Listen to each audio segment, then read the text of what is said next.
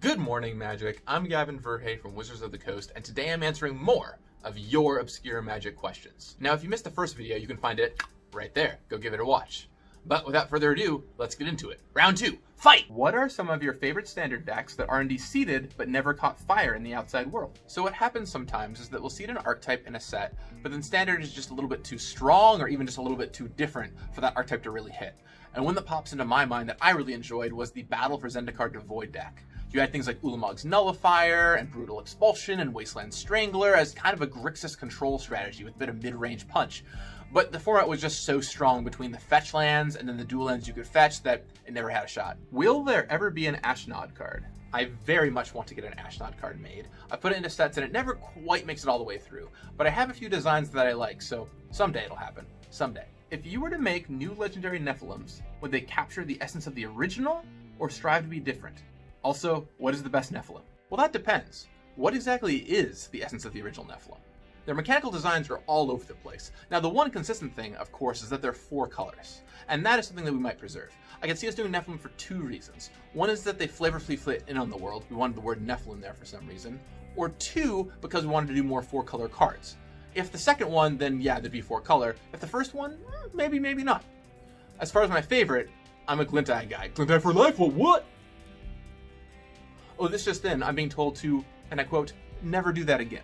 What does it take for a mechanic to get a special frame treatment? So when it comes to unique frames that appear on all versions of a card, not just the showcase versions, which is often for aesthetics, but all versions of a card, it's usually about being a gameplay aid. For example, with the Nyx frames, it's really important that you can tell something is an enchantment creature, so you know you can naturalize it from across the table. Similarly, with miracles, it's important that you know that it has miracles when you draw it, you don't put it into your hand on accident. This is the kind of thing that happens at almost a subconscious level that we do with our graphic design that you might not even realize, but aids you a lot while playing. Why were rebels not in Kaladesh? Yeah, that was actually quite the debate during Kaladesh design. You know, there was a while where Frontline Rebel was actually a rebel. But we talked about it and decided to not do it here because Rebel carried a mechanical meaning, and by putting it on cards without any kind of payoff just felt disappointing. That said, I think we could very easily revisit this in the future. It's been a long time since Mercadian Masks and even Time Spiral block, and a lot of new players have entered the game that don't have that connotation anymore. And in the meantime, there's always Alexander Clamilton. Any design notes on Flinthoof Boar? Let's go into the Multiverse Notes. So it actually started off with fire breathing. You could pay a single red mana to give it +1/+0. You don't see that reflected here, but it's kind of ambiguously described. Later on, though, they're looking for another reward to it because, as is pointed out by Zach, it's weird that you want to have one forest and then as many mountains as possible. So then Doug Beyer tries out 1R for +2/+0, meaning that you could pump your additional green mana into that. And that's just when the brilliant Aaron Forsythe suggests, what about haste? Doug likes it and he puts it in. At some point, Zach tries to make him a little smaller, but then he brings it back up. And I remember playing with this card a lot in the Future League. Fun little Easter egg for you there. Right at the end, Ken Nagel says he's going to reprint Watchwolf. Well, this was right before Guilds of Ravnica, and although he had Watchwolf in the file, that ended up becoming Call of the Conclave because of the Populate theme. Any plans for kobolds? There are definitely kobold fans in the office, you can count me among them, and I can think of one kobold you'll be seeing in the not too distant future. So Sponge Lord, win? That's one I'll have to soak in. What sort of creature is illustrated in the Exodus card Medicine Bag? Medicine Bag? What does that look like? Huh.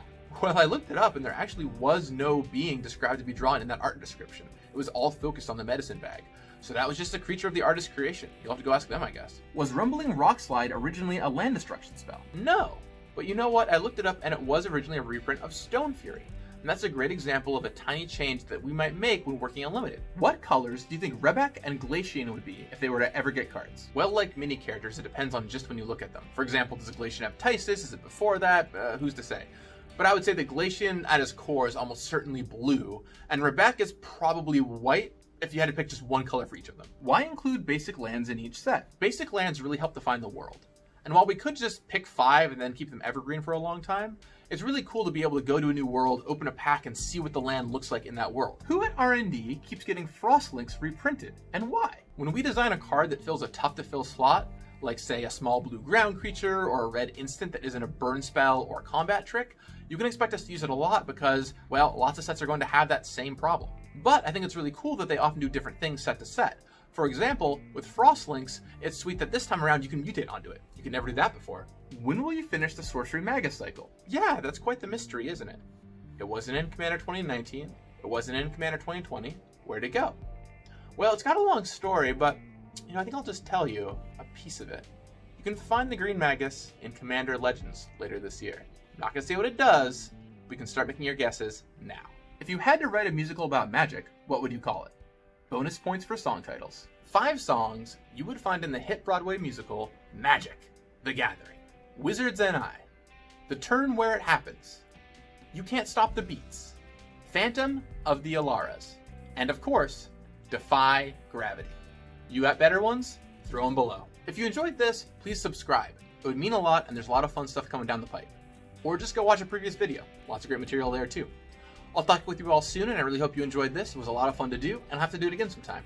In the meantime, may you start speculating on what that Green Magus is. You got this. This is the turn where it happens, turn where it happens.